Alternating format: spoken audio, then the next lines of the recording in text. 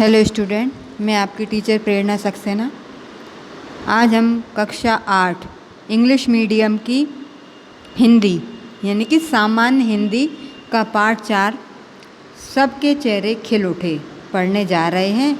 मैं आपको समझाऊंगी, इसलिए आप अपनी बुक मेरे साथ साथ अपनी जहाँ पर भी आप बैठे हुए वहाँ पर ओपन कर लीजिए और मेरे साथ साथ पाठ को पढ़िए।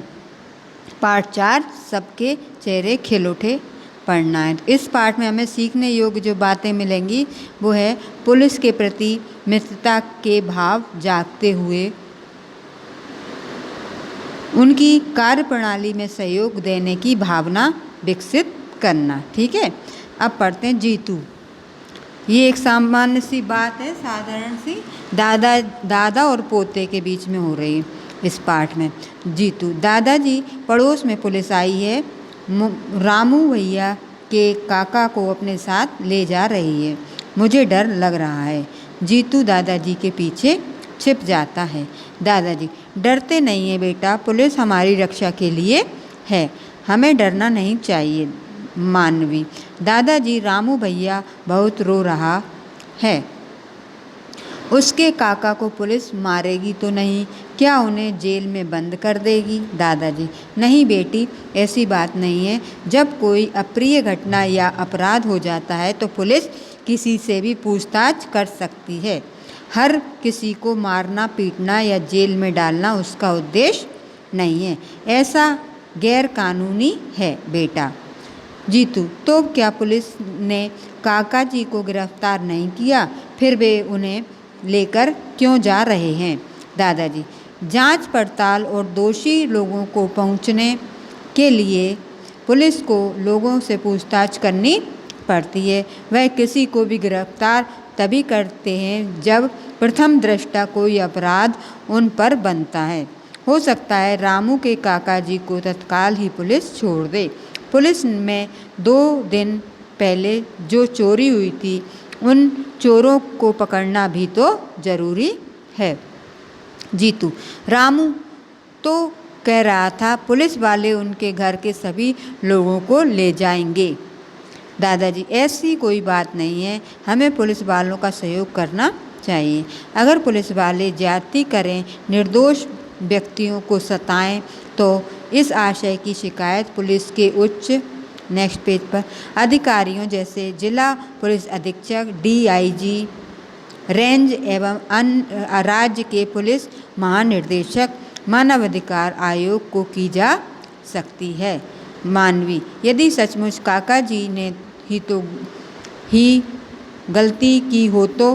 दादाजी, तो पुलिस उन्हें अवश्य गिरफ्तार करेगी। मानवी, यह गिरफ्तारी क्या होती है? दादाजी, गिरफ्तारी का मतलब पुलिस अपने रिकॉर्ड में लिखते हुए उसे उसकी हिरासत में रखेगी। गिरफ्तार करने के बाद उसे 24 घंटे के भीतर ही न्यायालय में प्रस्तुत करेगी। पूछताछ करने और ज़रूरत होने पर न्यायाधीश उसे पुलिस को अपने पास रखने की अनुमति देंगे या फिर जेल भेज देंगे। हो सकता है किसी की जमानत पर उसे छोड़ भी दें। काका के विरुद्ध जब तक आरोप सिद्ध नहीं हो जाता तब तक काका निर्दोष ही कहलाएंगे।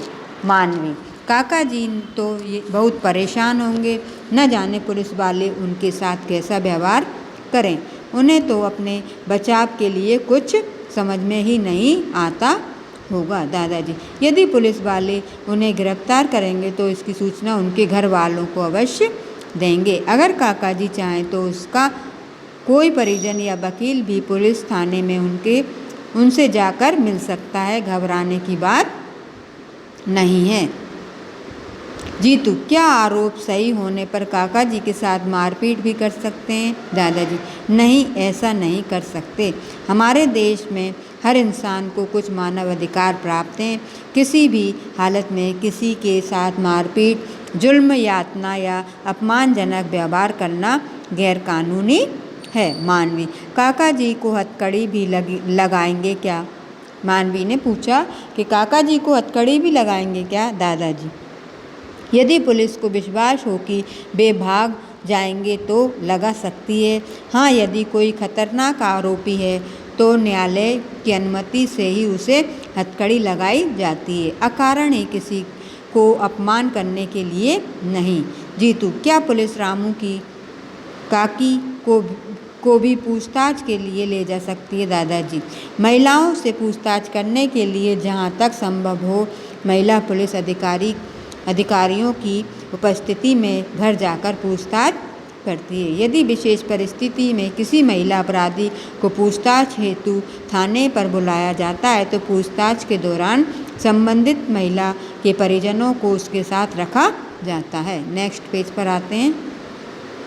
मानवी, क्या महिलाएं भी अपराधी होती हैं? दादाजी, हाँ बेटी, महिलाएं भी अपराधी हो सकती हैं। किसी अपराधी महिला के विरुद्ध अनुसंधान में प्रथम दृष्टा अपराध साबित होने पर उन्हें सूर्यास्त से पूर्व, सूर्य मतलब जो अस्त होता है उससे पहले गिरफ्तार कर तत्काल संबंधित न्यायाधीश के समक्ष प्रस्तुत करना होता है। किसी विशेष परिस्थिति में यदि किसी महिला अपराधी को सूर्यास्त के बाद गिरफ्तार करना पड़े तो गिरफ्तारी के दौरान उसके किसी परिवारजन को थाने पर मौजूद रखा जाता है। जीतू, ऐसा क्यों? दादाजी, ऐसा इसलिए किया जाता है ताकि पुलिस हिरासत में उस महिला के साथ कोई दुर्व्यवहार ना हो, कोई अपमानजनक बात ना हो। हाँ, एक बात और है कि महिलाओं के साथ कोई आपराधिक घटित होने पर अथवा महिला उत्पीड़न से संबंधित कोई भी रिपोर्ट थाने पर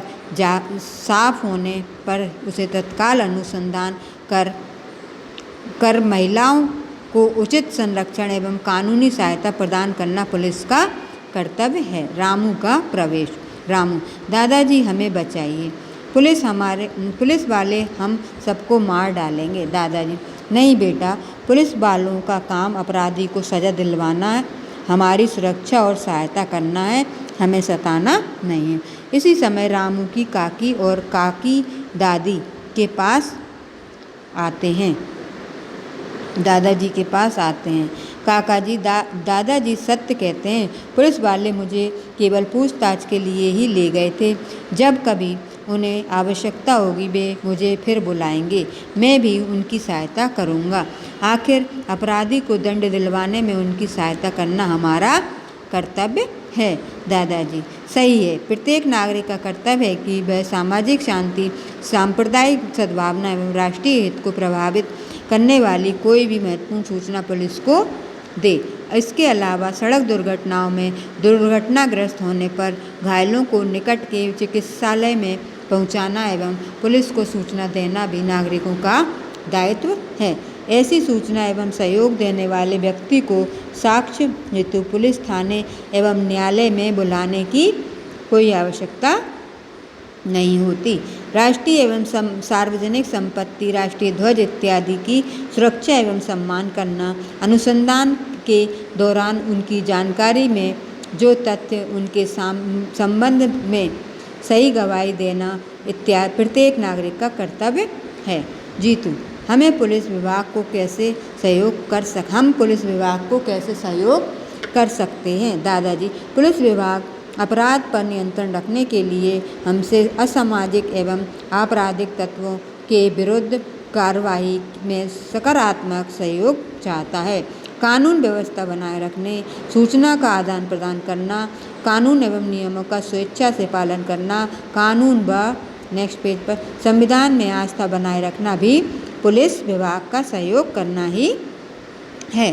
जीतू, आज पुलिस के बारे में हमें आपने जो बताया उससे तो पुलिस के प्रति हमारे मन में जो डर था वह समाप्त हो गया, सभी के चेहरे खिल उठे। ठीक है, तो ये पाठ आपका पूरा हो गया है, पढ़ लिया है हमने और समझ भी लिया है। ठीक है ना, कि हमारे क्या क्या कर्तव्य होते हैं।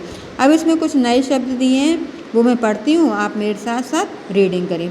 हिरासत माने निगरानी, रिकॉर्ड में लिखित विवरण, गैर कानूनी में कानून के विरुद्ध, जांच पड़ताल माने छानबीन, साबित करना माने सिद्ध करना, ज्यादती माने अत्याचार, अनुमति माने स्वीकृति, निर्दोष माने दोषी न होना या निरपराध, और अनुसंधान माने खोज।